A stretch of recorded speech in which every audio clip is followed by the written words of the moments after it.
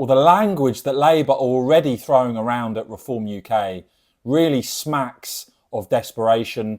And folks, buckle in, because I think you can expect some of the language to get even more over the top, even more deranged, as you saw from those who are anti-Trump in America, and of course, including in the UK, including people who are now in senior positions in the government. The problem that they've got is that the more hysterical and over the top they go, the less people will actually pay attention to any of it. But we've seen our Prime Minister seeming to spend a hell of a lot of time abroad, and a Reform UK party highlighting the outrageous state of the country as we are. You saw today the woman who threw a milkshake over Nigel Farage given a suspended sentence. That compares to someone who egged Jeremy Corbyn actually being jailed for 28 days.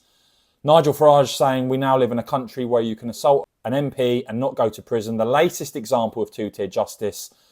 Elon Musk, one of them, responding, just saying, whoa.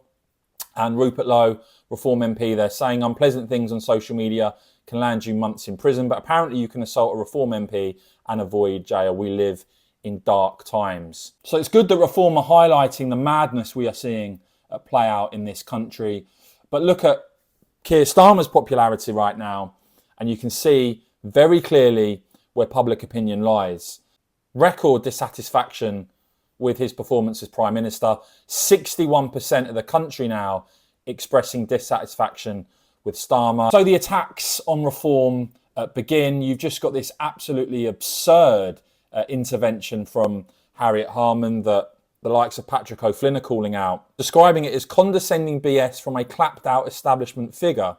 Because the Labour peer Baroness Harman describing Reform UK as a threat to democracy.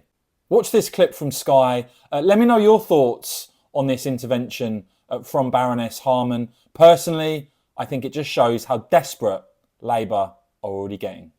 Harriet, it's not just the Tories who have to be worried. Mr Farage is after Labour seats as well. And I think the number now was they came second in 89 seats to Labour.